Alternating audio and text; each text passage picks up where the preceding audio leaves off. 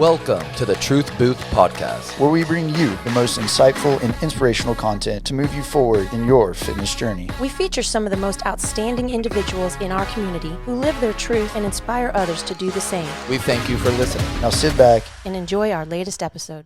Truth Booth, we're back. Season 2, Episode 5 is about to go down. It's your host, Bear Christensen. With me always, Mr. Randy Baca and Mr. Shadi Assad. Today, we have a very special Truth member in the booth, Jeffery Zacconi, also known as the Fit Rev. He's a pastor, a master fitness trainer with multiple certifications, and is extremely passionate about helping his clients improve their mind, body, and spirit.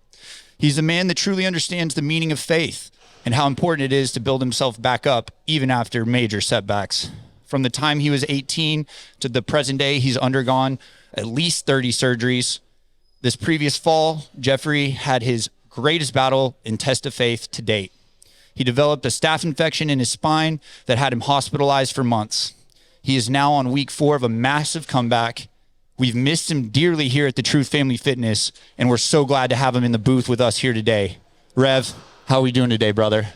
Good, Bear. I'm really glad to be here. You know, I'm on this side of the dirt at this point. So yes. I'm excited. It's always on the good. That's always a good way to look at it. I know we got a lot to talk about with our most recent encounter with damn near death is what it seems like. Yep. But before we get there, I want us to go back in time when did your fitness journey and your love and passion for fitness start? When did you recognize that was going to be your path? You know, it's crazy. I have some real specific memories about that. Back when I was growing up, you only had a couple channels on TV. Mm-hmm. On Saturdays, they had a thing called Wide World of Sports. And for whatever reason, the programming got changed, and they had like the Mr. Universe, or they had some bodybuilding competition on, which was really strange in like the 70s, right? Right. And I remember seeing Sergio Oliva, and they called him the Myth. For those who don't know who Sergio is, can you explain who is Sergio? Sergio Oliva was a Mr. Universe, Mr. Olympia. They called him the Myth. He was really the first mass guy.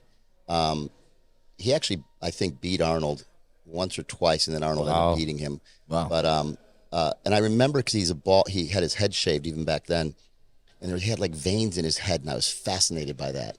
And you guys know how I try to walk around pretty lean and vascular all the time. Yeah. That led to I was about 14 years old, and I just was fascinated with exercise. I was a really small kid. Okay. And I didn't feel safe in the world. And so I remember you can't even find them anymore, but there were weight sets that had like a inch and a half diameter bar, and these weights were cement coated in plastic. And that's what you had. And if you dropped them too many times, they're all cracked inside, and I remember those. Yeah, and I had this weird little tubular bench thing with a leg extension. I had it in my room, and we lived in we had 3 kids and my step parents, and we lived in maybe 1,000 square foot house, 3-bedroom, and it was a bunk bed for my brother and I, a dresser, and then I got this weight set in that little bitty room, and I would just work out every day. I just would work out. I didn't know what I was doing. I started buying muscle and fitness magazines. Yeah. Later, Flex, and then I got into high school. I wrestled, and I wanted to be stronger because I was small. I mean, Right. I wrestled 119 and never dieted. Oh, wow. Never had to diet. Yeah. And I was good. Yeah. But I wanted to be stronger, and I was fascinated with bodybuilding. I just thought it was so cool. And I think some of it comes also from, I used to read a lot of comic books and such, and what comic book character isn't built like Superman. a modern day bodybuilder? I mean, they're Right. just like, so I was always fascinated with that what the body could do, and fitness, and back then we didn't even call it, and then I started taking people through workouts at 18 in a Nautilus Center, which was one of the first sort of chain gyms. And Nautilus was Arthur Jones' invention with the cam, and that equipment was just unbelievable. It did everything it was supposed to do. So at 18, I started taking people through workouts before there was ever such a thing as a certification or anything. Really? I just sort of understood the body. I understood how it worked. And so I kind of got bit by the bug. I competed as a teenager. I skipped my high school graduation to go to the state bodybuilding championship. Wow. Priorities. I did not like high school. It was like, what's the point? Right. Did you feel like that was your calling then? Yeah, I really thought I really thought I was going to be a pro bodybuilder, but just through all the different things that happened in my life, that pathway got sort of adjusted. for Yeah. lack of a God better was term. calling you elsewhere, huh? Yeah, at some level for sure. Yeah, and that. Here's the reality. Okay, we're gonna get. Let's get into it. Get deep. Let's get deep. We I love didn't that. value what I had. I didn't value the fact that I could build muscle. I didn't value the fact that I could have been somebody great in a sport. I was out doing stupid 21, 22-year-old stuff. Right. And I got myself in a situation that ended up with a guy chasing me down with his pickup truck and intentionally trying to kill me. Oh. And he hit me at about 50 miles an hour and drugged me 60 yards down the street underneath of his truck. He backed away, took off. I was with my buddies. And I thought he broke my leg. Well, my left leg was basically hanging off at the knee. It was a compound dislocation. All the tissue medially was gone. You could see the bones. You could see everything. Wow. My best friend picked me up, ran me back to the hotel. We were traveling at the time across the country. We were in Spearfish, South Dakota, and laid me out in the parking lot and started screaming for help. And I realized there was a pool of blood forming around me, and I thought, wow, that's mine. It's not a good sign. And I remember the first hospital, and I remember being in the ambulance, and the guy, back then they didn't have life flight, and they took me from Spearfish to Rapid City, South Dakota, where there's a trauma center. Mm-hmm. And I remember looking at the guy in the ambulance saying, am I going to make it? And he said, it's 100 miles, and we're doing 100 miles an hour. We'll be there in an hour. Damn. And, but the bigger thing I remember is I didn't grow up with faith in any way, shape, or form. It wasn't part of our Upbringing. Yeah, and I remember laying in that street and begging God not to let me die. That was my first sort of Come to. answered prayer. How about that? Yeah. Answer. Yeah. That's what I was going to ask you. Is that like a when- turning point? Yeah. Was that the turning point for you? No. To start your for faith? Well, yeah. It came through because it was 5 years of surgeries to put my leg back together, and I'd lost the one thing that was valuable to me, which was my ability to work out and Wow. I mean, I got stripped. Yeah. Does that yeah. take you into a dark space when you're stripped of the thing that you were needing the most to do what you were most passionate about? It did then. I know what it's like to sit with a gun to my head for 6 hours because life is that bad. And you have no foundation. I didn't have any foundation. My family was a pretty messed up family. Mm-hmm. They were empty cups. I was thirsty. They didn't know how to fill me. I don't have any animosity. I don't have any unforgiveness. I'm not one of these people that lives out of what happened to him 20, 30, 40 years ago. Can't hold on to the trauma. Well, why are you letting those people live rent free in your head? Right. If they knew the Lord that I know, they wouldn't have done any of that. Right. Right? So Right. through that process, I became a drug addict because they were giving me every possible pain medicine I wanted. They were giving me anti-anxiety medicine. I was drinking, doing blow, smoking marijuana. I had no foundation. I was lost. I mean, I was truly lost. Would you say this is your lowest point? Or is there. Yeah, because it was before I knew the Lord. I've been through some tough stuff since then. I mean, that's, 40 years ago. But it was before I knew the Lord, and I can certainly, where I've landed recently is that we are not defined by what we go through. We are defined by how we respond to it. Couldn't have said that better. You couldn't have said it any damn better. And that's the reality. So through the surgeries and doctors not taking me seriously, and I didn't know how to navigate a doctor. They were doctors. They were in control. They were smarter than I was. And so the legal system screwed me over. The doctor screwed me over. And at one point, I was so seething with anger. I was a rage maniac, and I'm addicted to drugs. And I started seeing a physical therapist, and I didn't realize this till she told me later. She would never be in the room by herself with me. Always had a guy sitting in there. And I never understood that till she told me. She goes, I could feel the rage coming off your body. Wow. The energy. She was a Christian. Yeah. Wow. and she would pray, and they'd do all this deep tissue work. The blessing of that, because there's always, everything in life is a two-sided coin. Everything in life. Every gift has a dark side. Every opportunity has a trip up. Every tragedy has, an opposite sunshine. It just is.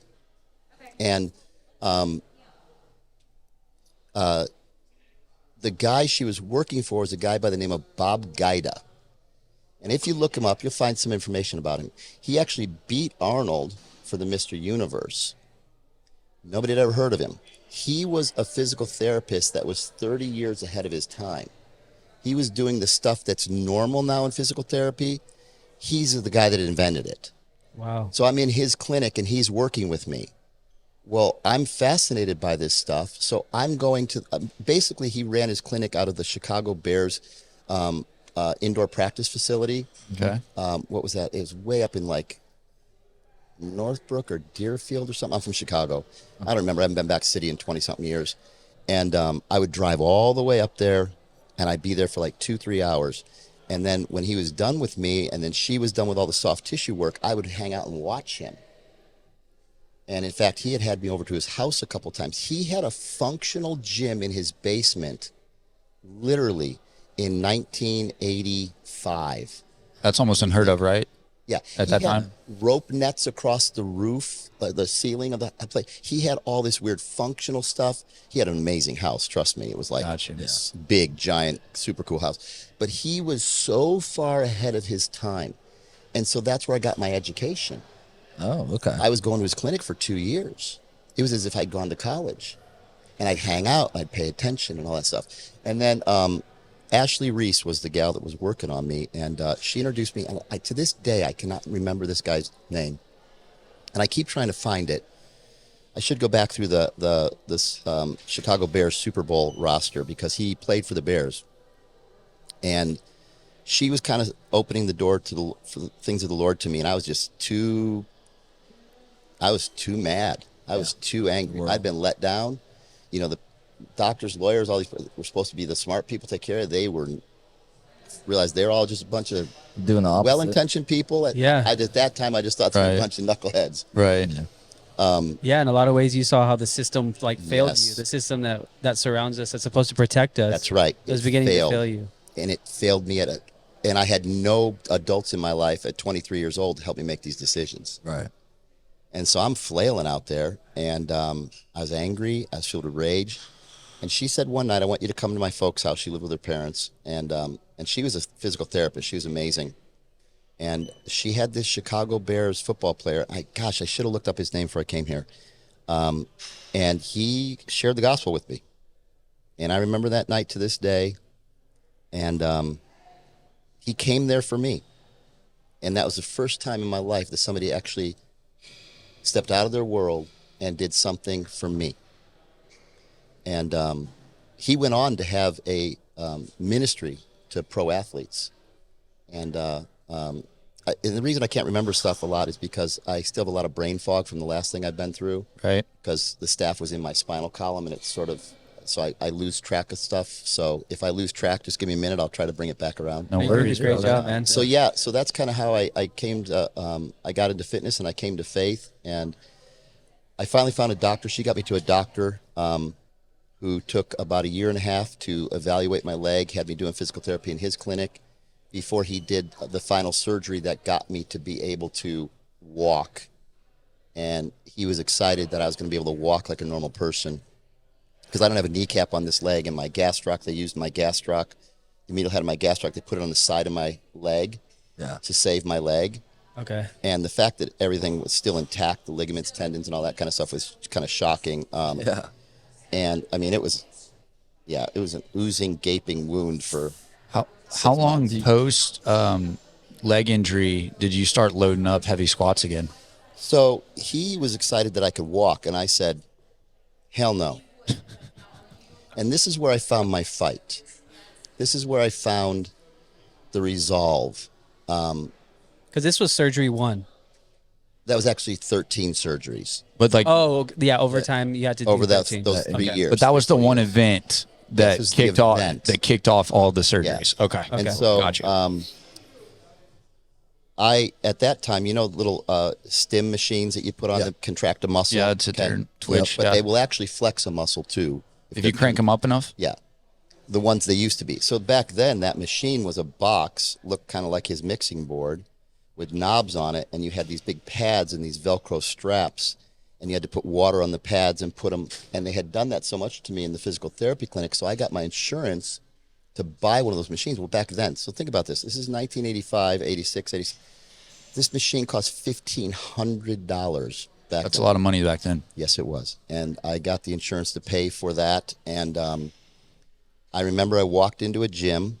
I wanted to start a personal training business, so I sold my house out in the suburbs. I had been doing real estate stuff.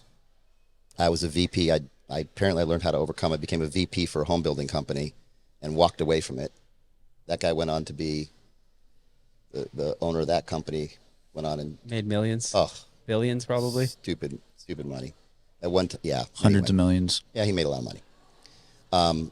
And I wanted to own my own personal training business. And so I moved to downtown Chicago. Personal training was just barely at that point sort of coming around. And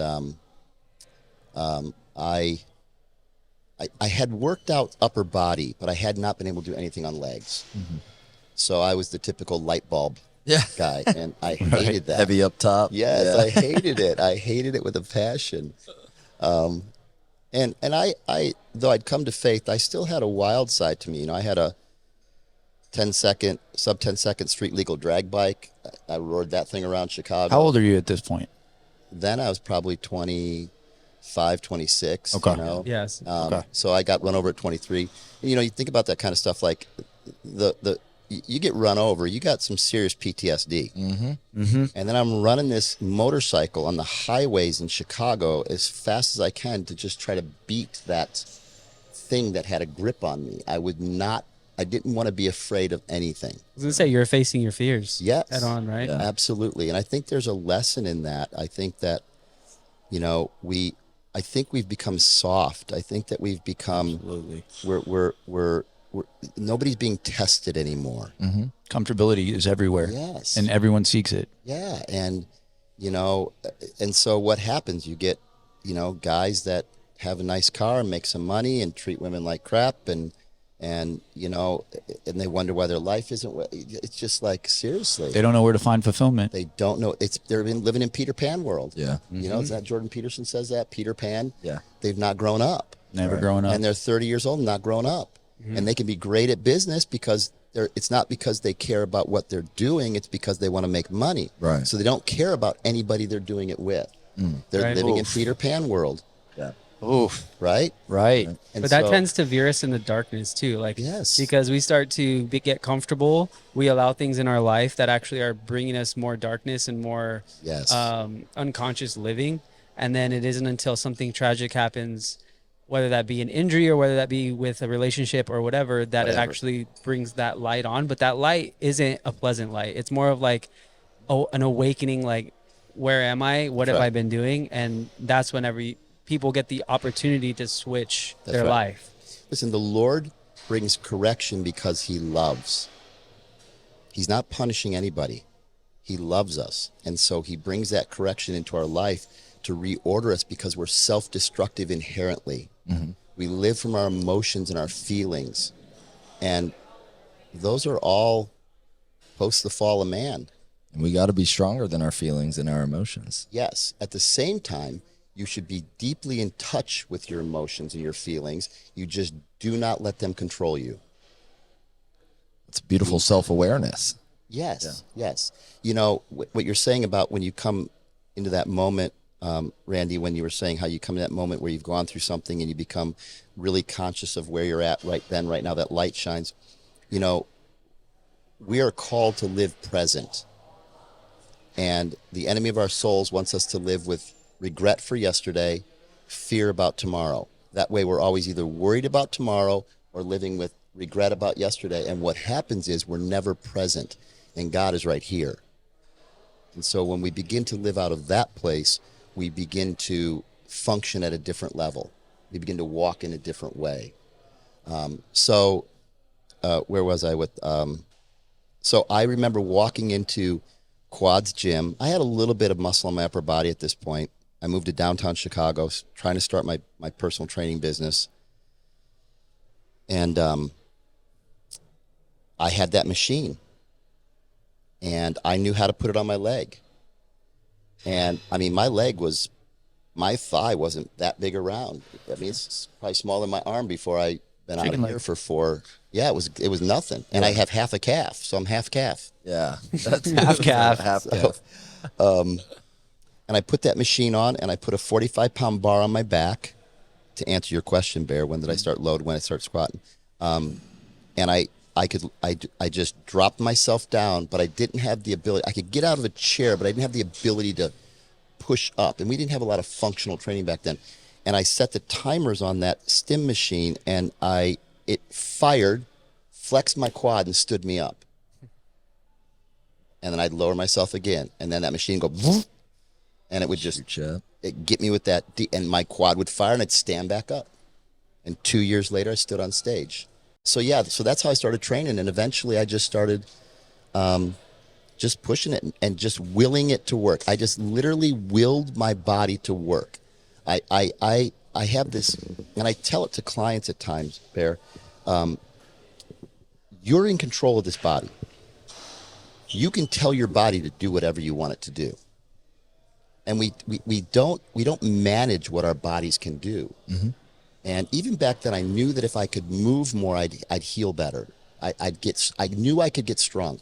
I knew that despite the dysfunction from not having a kneecap, and even though it felt like this leg was weaker, I knew, knowing anatomy and knowing physiology and knowing and knowing kinesiology, I knew that even though this leg felt weaker without a kneecap, and they did a surgery to kind of make a knot out of my patella tendon, this leg was actually stronger because it didn't have a fulcrum. And so I just tapped into that, and I would literally talk to my leg. Muscle mind connection. Beyond that. Literally, Beyond that. You're mine. I'm not yours. You are going to do what I say to do. And it was tough. Yeah. I mean, really, the body is limited in certain capacities, but your mind is not. It's unlimited. So if you're able to actually tap in and like cross it over into the ability to connect your mind to the rest of your body, and obviously there is chemistry there that cannot take away from that. But I think with personal training, especially, like if you can pass that on to clients, you can have them transform their life, not just their body. Isn't there that saying with your mind's not a good leader, but it's a good servant?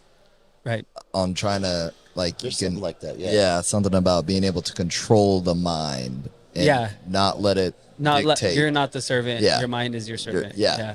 It's something along those lines. Yeah, I think it's something, yeah. Talk to us a little bit about when you do personal training with your clients. Like how you're able to tap into that subconscious part of themselves that allows them to push themselves a little bit more than, I guess, your typical gym goer. Well, most people come to me initially because they have an injury of some sort, or they have something they're trying to get push past or get over. And that could even be losing some weight. But I just kind of learn who they are. And then I don't allow them to stay there. I really challenge them to,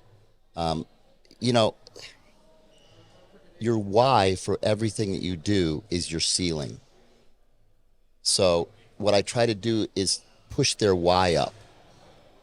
Okay. Because if their why is, I want to lose 20 pounds, well, I know that they're going to be done in 3 weeks. Yeah. Right. Because it's going to get too hard.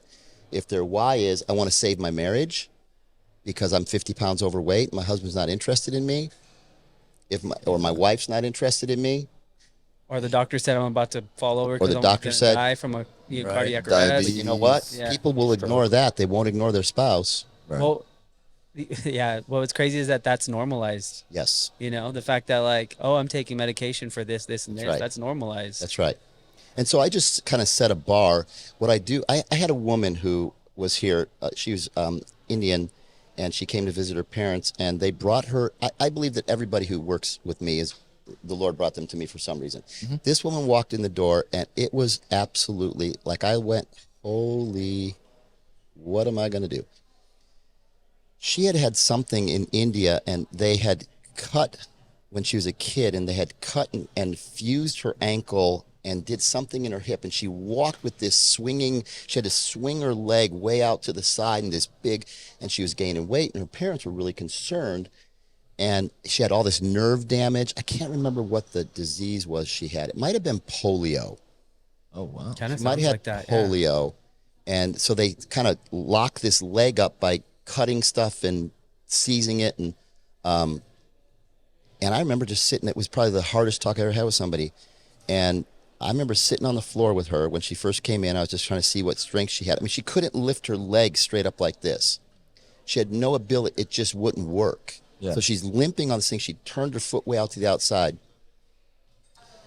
When I sat down with her, I just started telling her what her nightmare was going to be. Which was? A wheelchair. You're gaining weight. Pretty soon you're not going to be able to get up. And did you see something click? Well, it was a 10-minute conversation. Her parents were like cheering in the background. You know, she's a grown woman, married grown woman, Yeah. and something clicked with her. I've got video of me training this woman.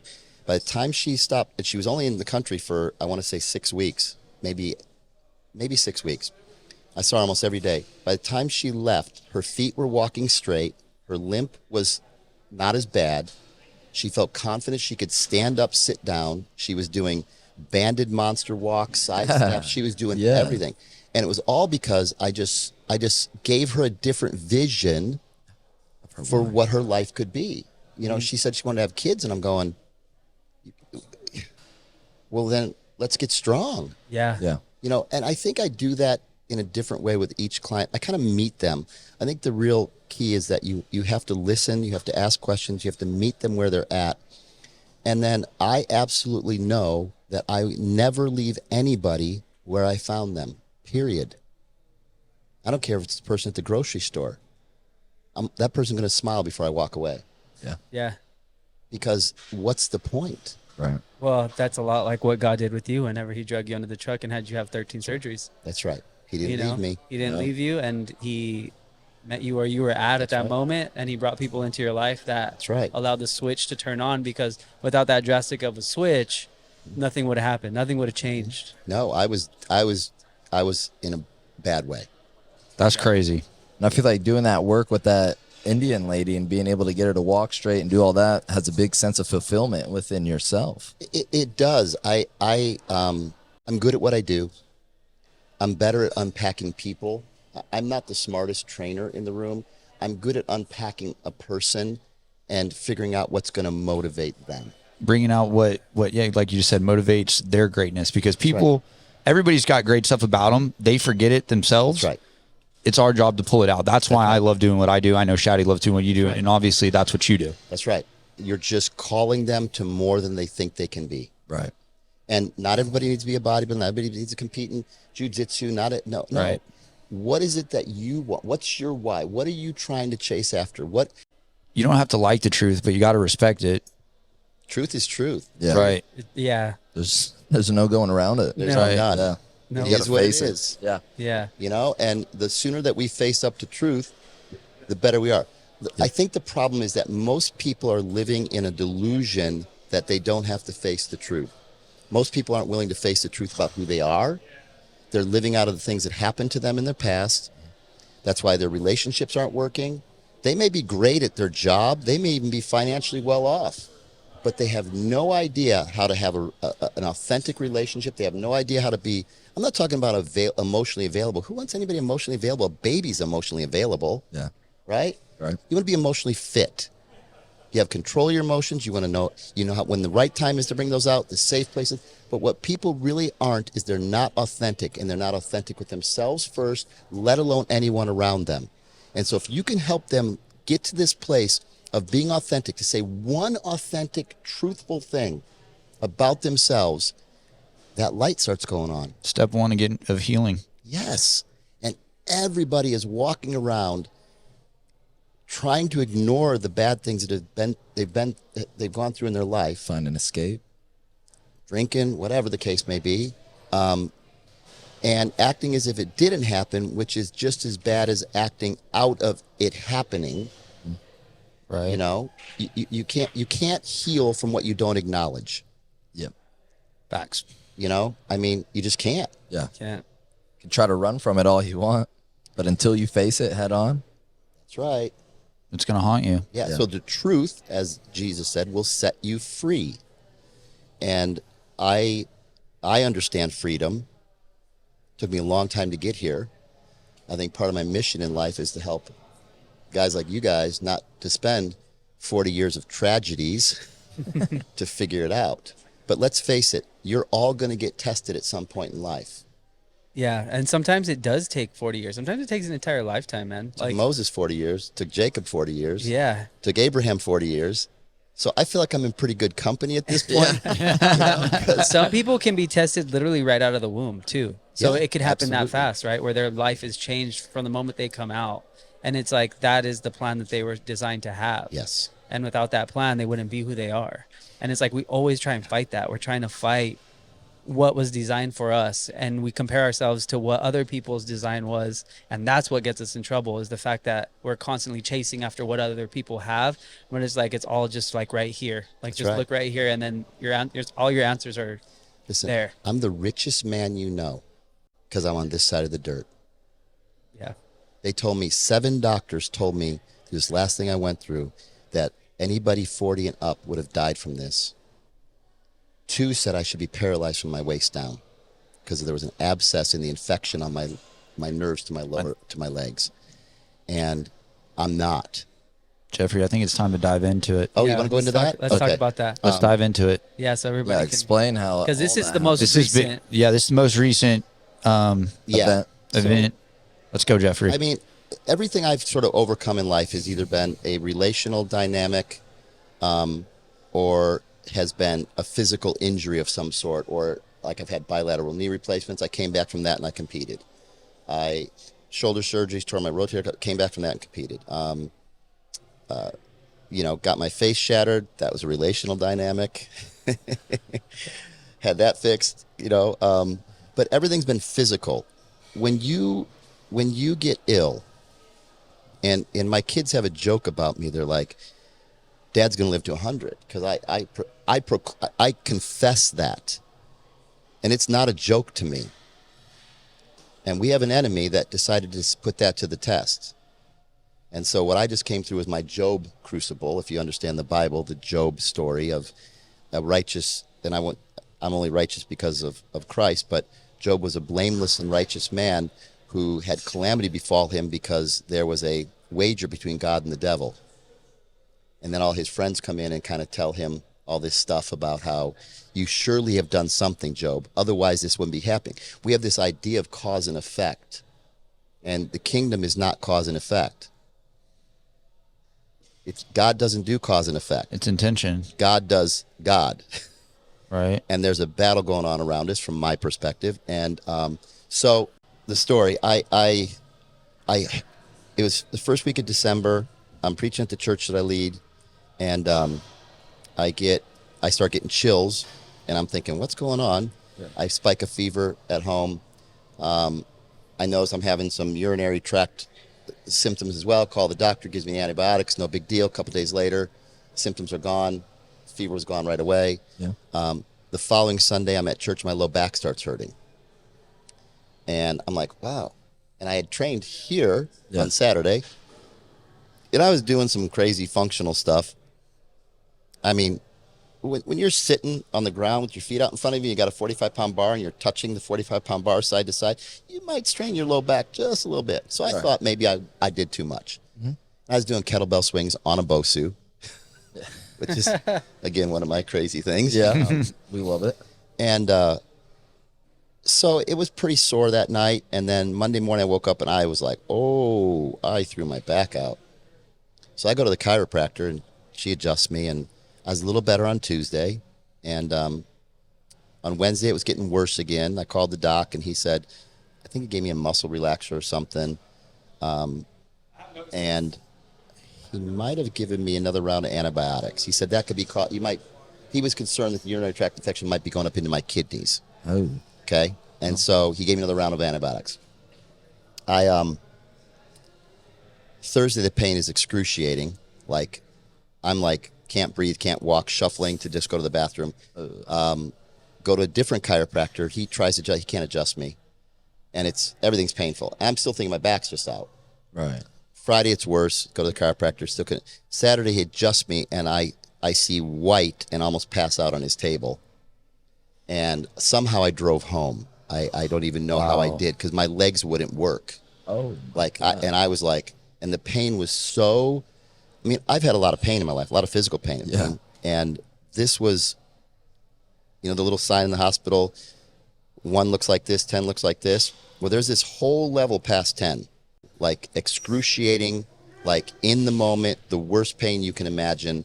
I had a friend who took me to the hospital because 3 of my friends decided it was time for me to go. Yeah. Said, I've never seen a human being suffer the way that he saw me suffering because I was just pushing through it. Right. But I would take a step and there's tears coming down my face and I'd scream every step just to go to the bathroom. Oh. So we go to the hospital on Monday morning. And I'm in bad way. I mean, I spiked a fever, and I don't remember much because they pumped me full of Dilaudid and morphine intravenously immediately. 2 doses within an hour. It didn't even touch the pain. They figured out I had an infection. They had to determine how far it was into my spine. So they had to do a 2.5-hour MRI. They laid me on the table for the MRI, and I lost it because the pain in my low back on that hard table was just... So they had to give me general anesthetic to put me in an MRI chamber. Wow. Ugh. So I had imagine that contraption. And how do you do that? I don't even know. Yeah. I don't remember much. Other people were dealing with it at the time. I have glimpses of the first week in the hospital. The pain was excruciating. They delayed surgery till the neurosurgeon saw me on Monday. And for whatever reason, well, I know the reason, they delayed surgery till that next Friday, and then it got delayed to Saturday. In talking to my pain management doctor just about a month ago, I was telling her what they were giving me in the hospital. They were giving me a fentanyl push, a morphine push, a Dilaudid push, as much oral oxy as I could take orally, Toradol push every 6 hours, and I was getting that fentanyl, Dilaudid, morphine every 60 to 90 minutes, one of those 3. Oh my. Oh my And God. she said, they were making you comfortable. That's why they didn't do surgery right away. That's crazy. And It's crazy that's that sad to hear, I like- know. They're gonna pump you with all You that. don't. You can't even. You're not thinking. You're No, not really I was thinking. not. I had people around me that were thinking. Yeah. And that's, the real story of all this is how, yeah.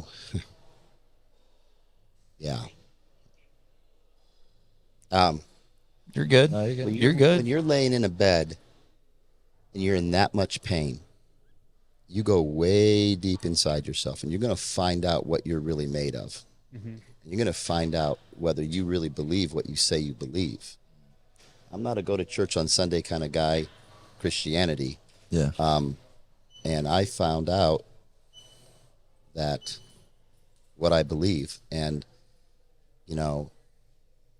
I felt the Lord. I knew he was right there. I heard him whispering to me, and I had zero fear. I had zero concern for my circumstances. I knew I was going to be okay. I never said, why me? I never said, where are you? because he was right there. That's the easiest route to go down. Why me? Everybody does it. Yeah. We'll. Yeah. Right? I've done it. Yeah. Well, there was no reason that I was there. So what? I didn't know. I'm there. Mm-hmm. And I did not know I was that ill because nobody had told me that I remembered. Yeah. And, I have a saying. I say, you squeeze an orange, you expect orange juice. If you got apple juice, you're like, what the heck's going on? Well, I believe if you squeeze a Christian, you'd expect Christ to come out. Yeah. How often do you see that? Not very. Not very. No. So what I was told was that for whatever reason, whenever a nurse or a tech or a doctor would come in my room, I'd sort of come out of my slumber of not really sleeping, but being in this realm with the Lord, and I'd start talking to these people. So, tell me about your family. Tell me. I'm in excruciating pain. I was not consciously thinking about doing this. It just came out. And when they told me these stories afterwards, I thought, I got squeezed, and Jesus came out. because I had no ability to cognitively go, I'm going to be the good Christian guy who says the nice things to the nurses. And I was on a floor, there was somebody dying every other day. Yeah. Oh my God. I had a nurse walk in my room the second week. I was sort of aware, and she said, I don't know why your room smells different than every other room. I said, are you a Christian? Are you a believer? Yes, that is the presence of Holy Spirit, and he is in my room all the time. She went, huh. I had another nurse come in the room, or a tech, I don't remember now, and she said, why does your room seem so peaceful? Everybody's room is so, because people are dying. Yeah. They're stressed out. Chaotic. They're chaos, anger, fear. I had none of that. I said, are you a believer? I am. That's the presence of Holy Spirit. Because my church had taken and put this one of those kind of weird Mardel's Christian pictures that I would never have in my house with the verse on it, which I find really obnoxious at some level.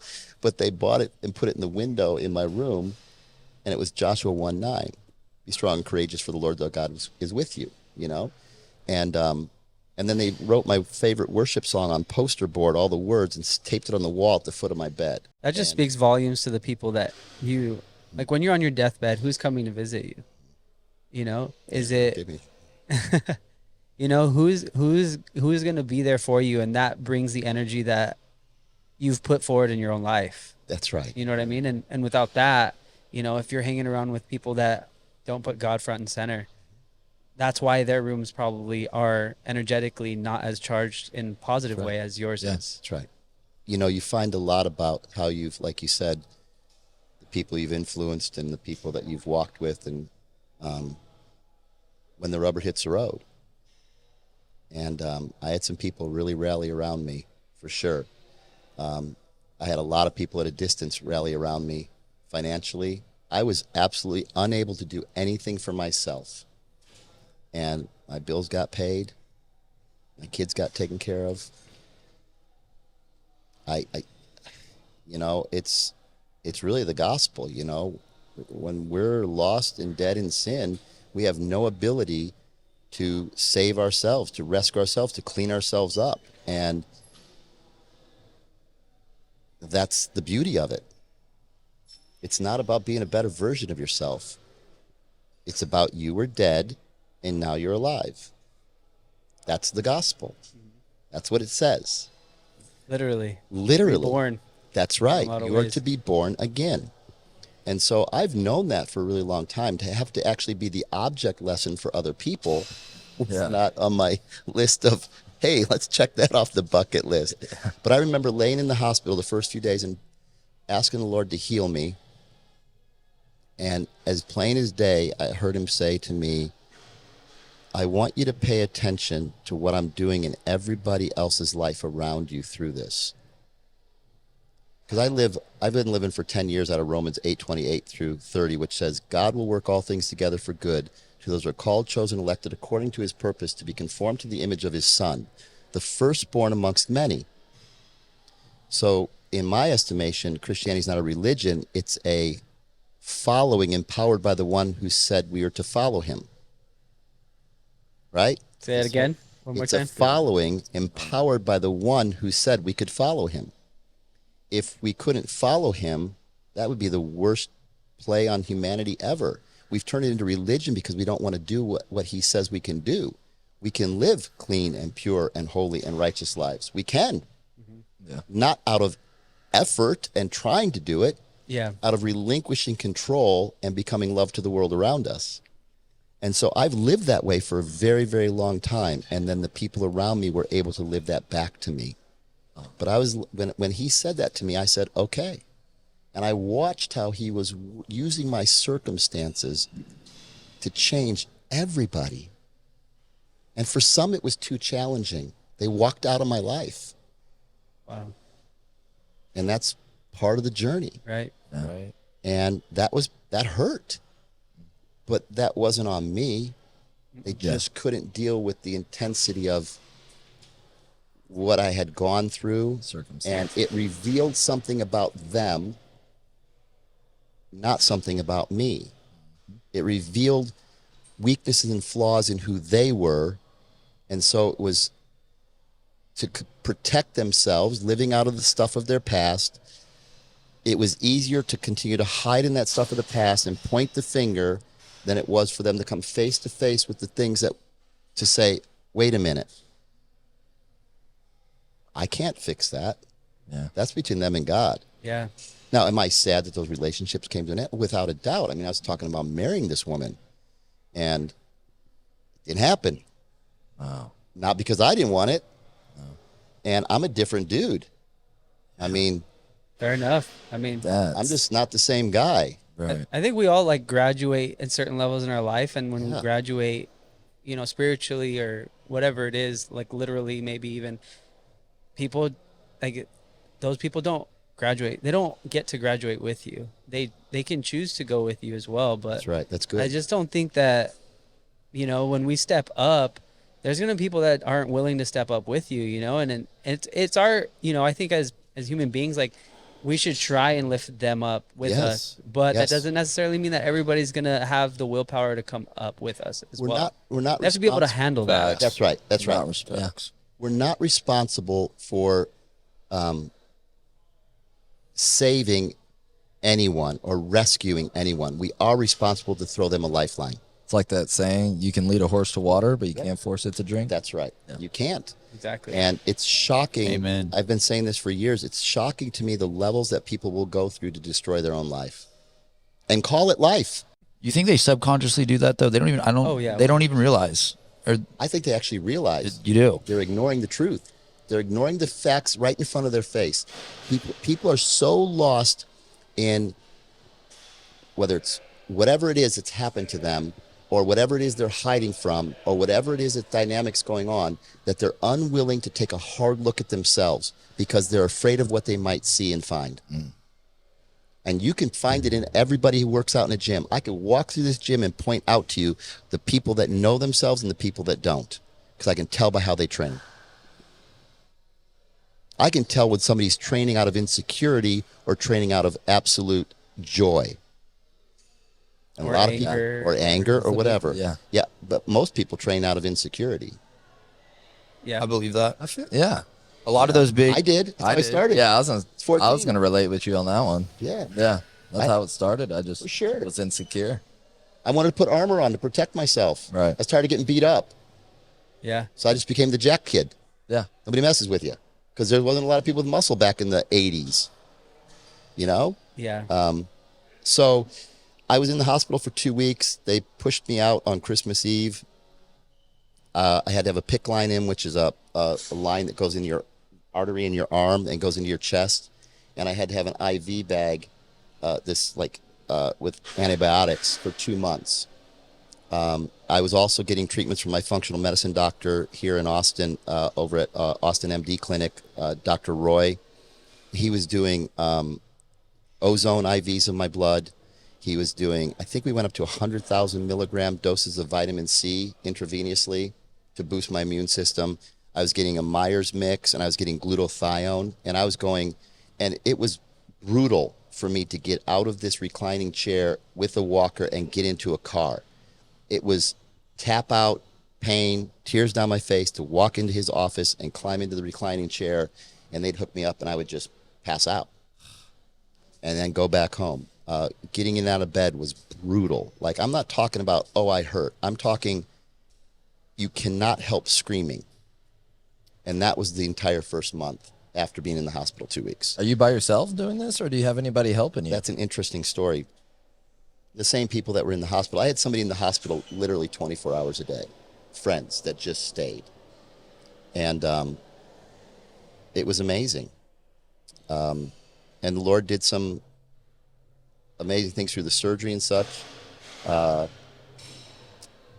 what they did with the surgery, real quick, was they had to take the infection out from between the vertebra. It was like this pus type substance. It's kind of like Jell-O. So they cleaned that out, and I had an abscess on right at L5, but he couldn't cut that all away because it was around my nerves. So they hoped that the antibiotics would get rid of that. And then they cut the entire back half of both my L4 and L5 off because my bones were infected. You got to have a serious infection for your bones to get infected. And the discs were infected too, but he felt like those would be taken care of with the antibiotic. So I didn't get a spinal fusion. But the instability in my hips and everything has been the biggest issue. 4 months, actually coming up on 5 months post. But so my son had been having some he basically homeschools, online homeschool, and this one might actually make me cry. It's okay. And so my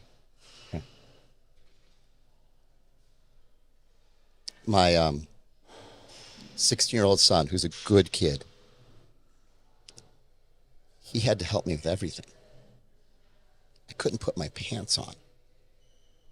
The pain was just, I couldn't physically do it. So, I mean, I couldn't put my underwear on. Yeah. And he had to help me. And he'd get me up in the morning. He'd get me out of bed.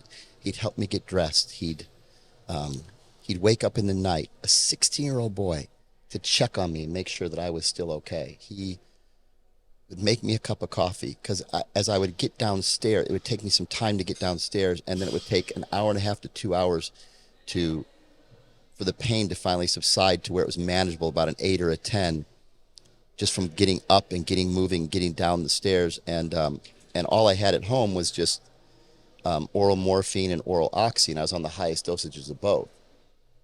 And some other things, gabapentin for nerves and muscle relaxers, and, anti-anxiety medicine, because they're also worried that you're going to freak out because you're ill. And and he would make me coffee. He'd get me food, and I'd just be in this reclining chair out of it all day. And he'd make me lunch. And What's your son's name? Micah. Micah? Yeah, I remember probably around the beginning of March, I just was again, and just so many things happened with my relationship with the Lord. And I remember just saying, Father, I gotta get better. I gotta get up. I gotta go back to work. I still didn't grasp how much God actually takes care of us. I'm just so self-sufficient, and I came really face to face with my self-sufficiency. My as much as people knew me as a person who's passionate about my faith, I realized going through this how independent I was, and how He's calling us to dependence. And I remember saying to the Lord, I gotta work. What about Micah? And as plain as day,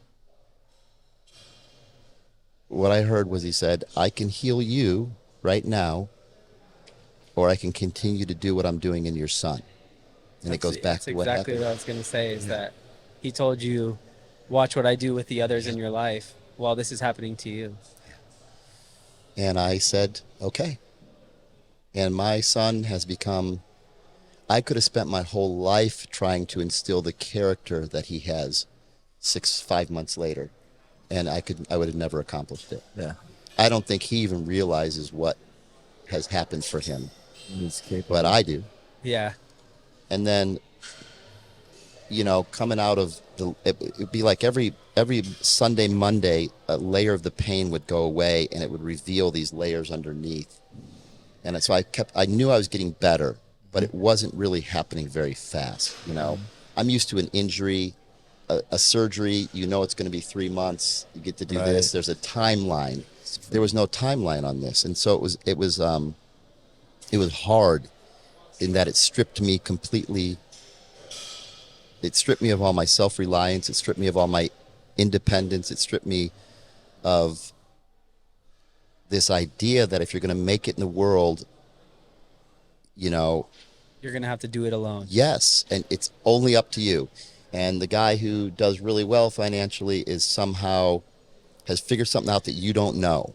And the guy who's figured out spirit, it's always about, how come they know something I don't know? Yeah. And yet, we have all this information out there, and, we give lip service to loving other people. We give lip service to being interdependent, and we give lip service to our relationships in our life. I love you, bro. Well, what does that really mean? Because when the tragedy comes, and I'm not speaking over everybody's life, but everybody's going to face something at some point. Absolutely. You just are. Mm-hmm.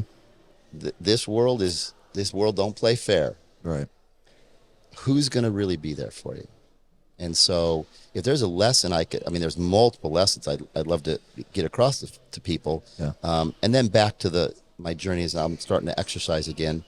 But is that really pay attention to who's around you and what they mean in your life, because people are going to come and go. I have people I can pick up the phone I haven't talked to in 2 years and pick up like we just were together yesterday. Yeah. That's important, but it doesn't necessarily mean that they're always going to be in your life, and that's okay.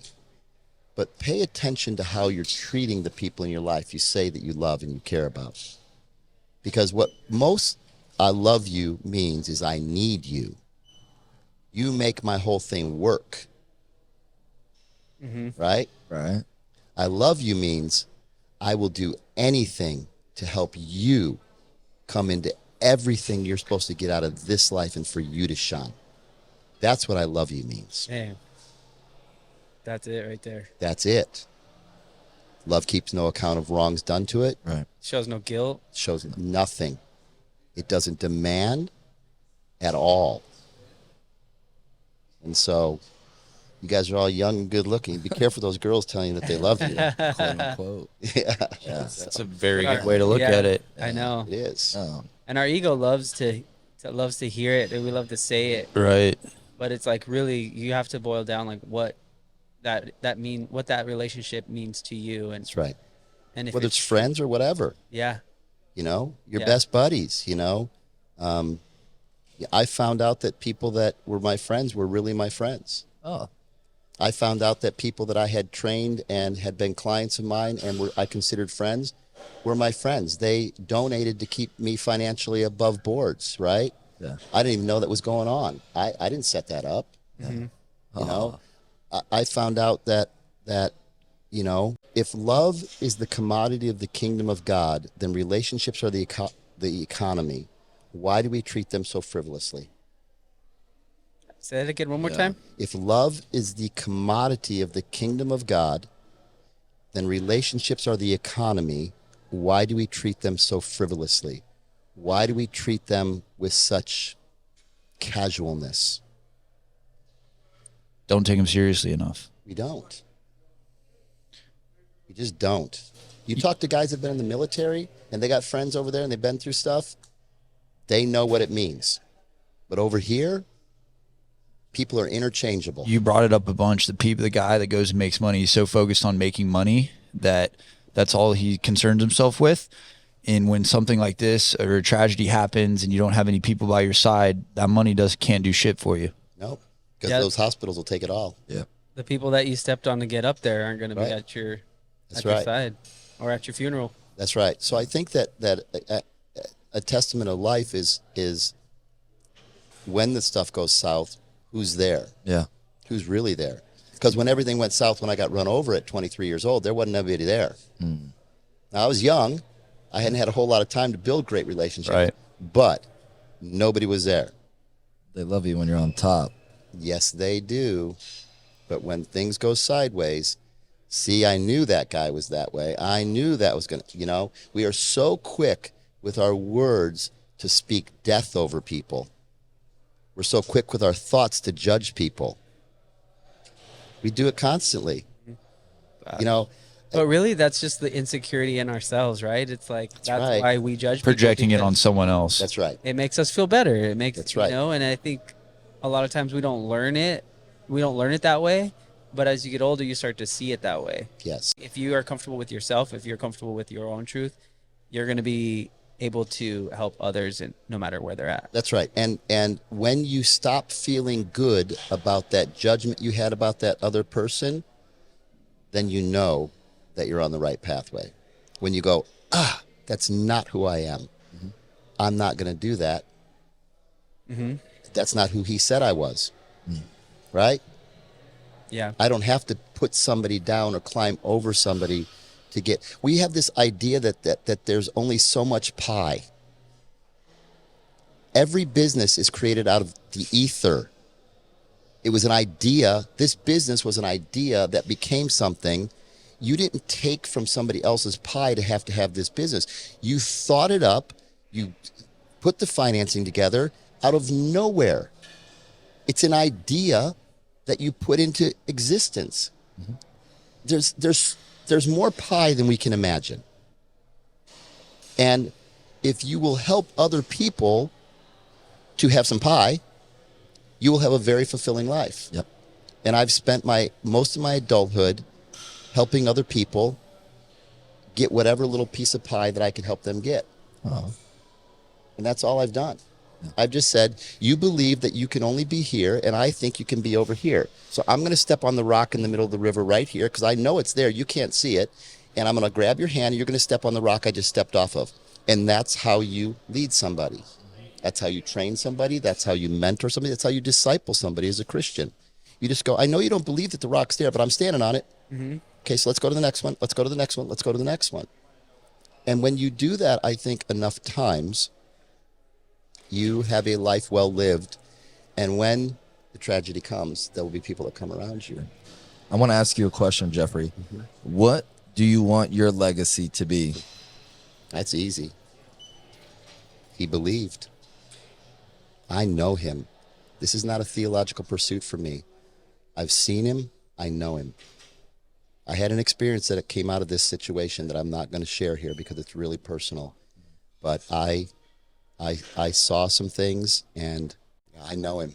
I was going to ask you if you had like any sort of dream or circumstance, but it sounds like you did. I've had multiple times after I had my facial reconstruction surgery from my shattered nose. I had 2 nights in a row. I was kind of in that lucid place, not quite asleep because you can't sleep, and not quite awake. And I saw sort of how God is working the entire universe. I saw the mechanism behind it. It was really profound. And it really hit me. I have a lot of dreams about stuff, but no, I actually had a vision that lasted an hour on March 15th that profoundly changed me. And I just, yeah. Okay. That's awesome. That's incredible. Yeah, it was pretty powerful. So, Did you write it down? I write everything down. Okay. Cool. You're an This author. one- I see you're You're- journaling on like stories and stuff, so Yes. figured you might Yes. write it down. And this one would be hard to forget. Yeah. I've forgotten dreams before that I didn't write down, but this one would be hard to forget. Yeah. I do have a question too for somebody, because you're very faith-based, but somebody that's just looking, how do I get started? How do I start to tap into the faith side? What's a piece of advice to get someone started? Well, first of all, I tell you, you got to find somebody who actually understands the real gospel. And the gospel is basically the way that the church teaches the gospel is that we are all terrible people born into sin, which is a theological concept and not untrue. I don't think we're terrible people, but we're born into sin. And so God loved us because he had to rescue us so we don't go to hell. So Jesus had to die on the cross. Well, that doesn't sound like good news to me. That sounds like a really twisted scenario. It doesn't make any sense to me whatsoever. And I came to faith that way. And then I wrestled with a lot of stuff, and I read and I studied and I really went into it. And where I've landed as a believer is that the gospel is the restoration of our identity. We were lost sons and daughters, and God wanted to restore our identity as sons and daughters, which was lost in the garden when sin entered the world. What was lost was our ability to love, which was the reflection, the image of God. There was no other emotions before the fall of Adam except love. So every emotion that we function out of, that we fall prey to, is all part of the fall of man and sin. Every emotion. The only emotion in the garden was love. So the restoration of identity is the restoration of our image of God. We are to become love to the world. To get us restored, because God is holy, he had to deal with the issue of sin. So God so loved the world that he sent his only son to deal with sin, to restore us as sons and daughters. Now that's good news. And it says he's the firstborn amongst many. So it's not about doing religious machinations to earn God's attention. We have everything we need already. And when you understand the gospel from that perspective, it is truly freeing. Yeah. And you're free.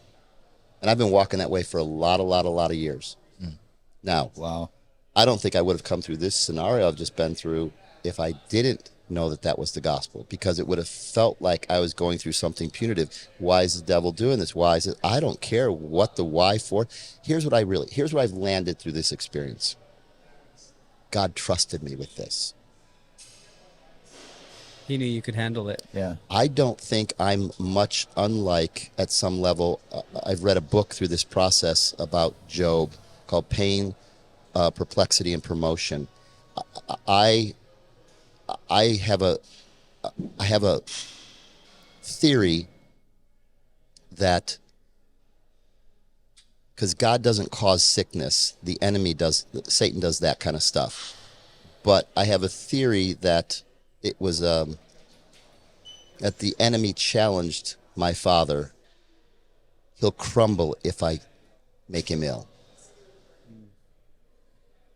And he said, I think my father in heaven said, you don't know my son, Jeffrey.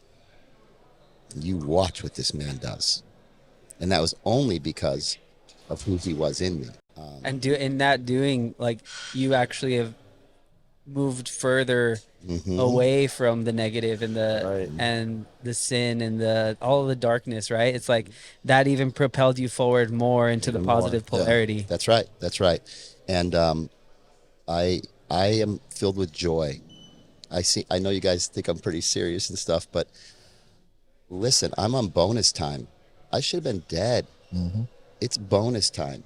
I find it interesting that you got the second life. It's like you're in a video game and it's like, yes. second life. And I find it interesting that how I came to faith was through a tragic situation that almost killed me, and how my faith has been solidified to a level that I don't even totally comprehend and understand yet is the bookend of about 40 years. And so I truly feel like one of the characters in the Bible, that they were off in the wilderness for 40 years. And now, so I am excited out of my mind about what my life is going to look like. I do believe I'm going to live to 100. I believe that with all my heart. And I'm going to do everything in my power to make that happen. But I believe it's going to happen. Yeah. And I am more excited about life now than I have ever been. At 60, I'm more excited. I'm more excited about training. I'm more excited about relationships. I'm more excited about my business. I'm more excited about writing. I'm more excited about speaking and telling I'm more excited than I've been in forever. And I was pretty excited before. Yeah. You guys know that. Yeah, no, I saw it every time he came in. But I'm more excited, and I had a friend take some pictures of me, because I had pictures taken. If you guys remember, I was training a client. I was seeing my client here. I was getting ready for that show. And when we were taking pictures of him at one point, they said, why don't you do a few shots? So I kind of just who knew I was going to be in the hospital, 3 weeks after that, 4 weeks after. So I did a couple shots. Lat spread. I don't know what I did. Anyway, so I had some pictures taken 3 weeks ago. And I looked at my body and I went, oh my gosh, there's like nothing left from my perspective, right? Yeah. And the person taking the picture said, God, your physique, those are the two things that saved you. Your body has just been through a war. It looks like it's been through a war, but you're still here. And so my desire to train and get my physique back is different now. I want to become more refined. I want to do it a different way. I have to train a different way because of what they've done on my back. Yeah. But I want to do it differently. I want to do it even smarter. I want to do it better. I think I'm actually going to come back. I lost 17 pounds of muscle in 4 months. That's a lot of years of work. So, Went away. Yeah. My body fat before I went in the hospital, I had just gotten it tested a couple, 2-3 weeks before. I was 197 to 8 pounds, and I was at right around 6.5 to 7%. And so that was big to walk around like that. And I weighed 182 pounds this morning. I've been doing body weight movements for the last 4 weeks. I just started doing a little bit of load. But when I talk about load, it's not load like we would know. Right. I mean, it's much lighter. Yeah, I 10-pound dumbbells on a lateral raise because my core is not there, Yeah. But Well, I'm Yeah. positive that you're gonna continue pushing and continue Yeah. building. That's You've done it before. happen. You've done it time and time again. Yeah. How many comebacks? It's crazy. Yeah. But it's nothing. It's like just exactly who you are. You're expressing yourself through this pathway, and like Yeah. everybody will express themselves in their own ways, but you're doing it through this, Yeah. and that's, you know. And I that's- think if there's any message I'd say to people is, listen, a journey's made up of a lot of steps. You just got to take the next step. It doesn't. If you need to drop weight, if you need to get in shape, if you've got an injury, you got to overcome, and people that are coming through you guys' door here, right? Mm-hmm. If we can just convince them to show up, if you'll just show up, if you guys they show up, you'll get them there. They got to do the work. You can show them the work, you can teach them the work, they got to do the work. Mm-hmm. But if they show up and just take another step, another step, another step, another step, another step, they will finally get to where they need to get. But they've got to determine how high that Y ceiling is. yeah. Yeah. Just like you said earlier. They've got to, because that will hold them back. Mm-hmm. And they have to be accountable, not to you as coaches or trainers, but to themselves. And I think we have a real lack of self-accountability. I don't like the idea of being accountable to someone else. I think it's somebody's, checking up on you, and a grown man doesn't need that. Right. You need to be accountable to yourself. You need to be able to look at yourself in the mirror and go, okay, did I do what I needed to do today to honor the commitments I made to myself to accomplish the things I desire to do? True self-reflection. Yes. And most people are not self-reflective at all. And I've been self-reflective since getting run over at 23. Yeah. And I've been told by people that know me, I'm the most self-reflective guy they've ever met. Because somebody gives me a piece where I'm somehow offended them or something, I'm going to go look at it. Because there's a nugget in there of something I did. And then I'm going to fix it. But people are not accountable to themselves. And then they wonder why they're not getting where they want to get. Mm-hmm. Listen, I could live like a lot of people and say, oh, you should have seen me before I got ill. Yeah. Okay. Easy. That's everybody. That's average. Well, that's not going to happen for me. It's just not. I may never get back to 198 pounds at 6.5%, 7%, but I'm going to come back. Mm-hmm. Because again, like I said at the beginning, we are not defined by what happens to us. We're defined by how we respond to it. And there's a freedom in that. There's a responsibility in that. There's an authenticity in that. There's an accountability in that. And that's really how we should be living, in my opinion. Jeffrey, where do the people find you on Instagram, social media platforms, books, any of that stuff? How do they get in contact with you? How do they find you? On Instagram, it's the Fit Rev. On Facebook, it's my website's fitrevelation.com. On Facebook, I think it's Fit Revelation. Yeah. Okay. But Instagram's the easiest. It's just the Fit Rev. Yeah. Yeah. We'll I think tag that's you. kind of fun. We'll Yeah. tag Yeah. you in the show notes so people can Yeah. click on the links That'd be and great. do all the things. Yeah. That'd be great. And then we'll share this like crazy. And You had a lot awesome. of great messages. Shout out Micah. Shout out Yeah. Micah. Let's go. Yeah. Randy, Shaddy, y'all got anything else for our guy? I mean, I'm so blown away right now after know. this pod. I'm thinking on so much that he said, and it was beautiful. It was powerful, and I'm so excited to listen to it again. I know. Yeah. This is going to be a fun one to go back on. No, this is probably gonna be my favorite That's one. the only thing that I could think of is this could happen to anybody. Yep. Right? This could happen to you, to any of us here Yeah. at any time. And I think the way you summed it up perfectly is we're not defined about who we are in this moment, but how we handle and how we bounce back. That's right. Bounce back from that tragedy right. or that circumstance. So That's right. Yeah. Shaddy Daddy, you got anything? Jeffrey, man, the whole stories and not letting those moments define you and stop you from pursuing your legacy and your true greatness, I think is a true testament to yourself, but it just shows to me and everyone else here that you can't let those circumstances define you. Nope. You're gonna have roadblocks. The path to success is not a linear path straight up. It's up, down, sideways, whatever. the hell. Circular at times. Yeah, and that just really shows. Do not give up, and if you got that faith, you got that foundation of faith, you can get through anything in life. Yeah, Can. So You will. Yeah, you will. Yeah, You have to determine you're going to. yeah. So that was the beautiful point that You can be a victor or a victim. I choose Yes. to be a victor. Absolutely. Every damn time. right, Every damn time. right. Just get back. And it's not how many times a guy gets knocked down. It's does he get back up. You know, I remember when Rocky came out. Yeah.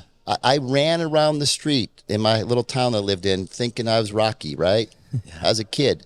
But the thing about those movies are it's about a guy just getting back up, just getting back up, just getting back up. You just can't keep him down. And so I've determined to live my life that way. You can knock me down. I've had the wind taken out of me in a lot of ways. And I always got back up. And I always brushed myself off. And I did not get bitter and angry at the people who had done whatever they did. Just like Jesus said, Father, forgive them. They don't know what they're doing. They just shaking off the pieces that. That's right. And keep going that way. Yeah.